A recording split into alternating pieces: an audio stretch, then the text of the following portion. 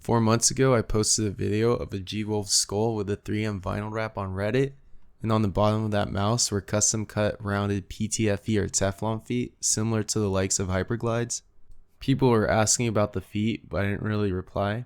Yesterday I saw another Redditor started making his own mouse skates or dots, like how I called them. So this video is basically me sharing how I made my own.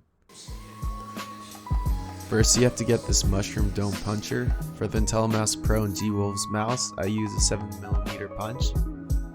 Then you need a PTFE sheet with 3M backing.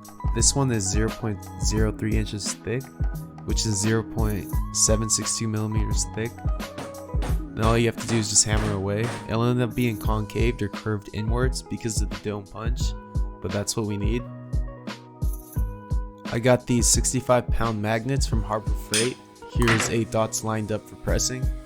By the way, avoid these other types of leather punches because you'll get rough edges.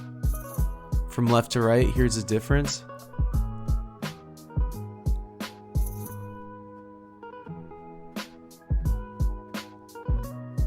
Here's my dad's Logitech wireless mouse. I put these on about 3 months ago and they're still sticking yet removable.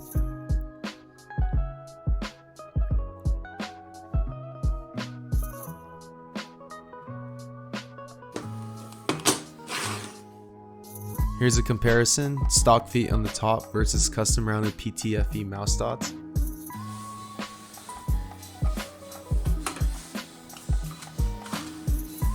These are also 100% virgin grade PTFE or Teflon, and they're about the same thickness.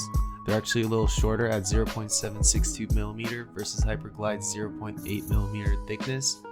The custom PTFE dots are more universal, and I didn't have to wait so long to make them or order them. For anyone looking to skip making their own, I'm also selling custom cut mouse dots on eBay, $8 for 8 shipped. I've slapped these on all my mice, and I've only used them on my hard surface mouse pad, but they do seem to work just fine on cloth as well. Just like any mouse feet, just make sure to keep your mouse pad free from debris. That way the feet will stay scratch free.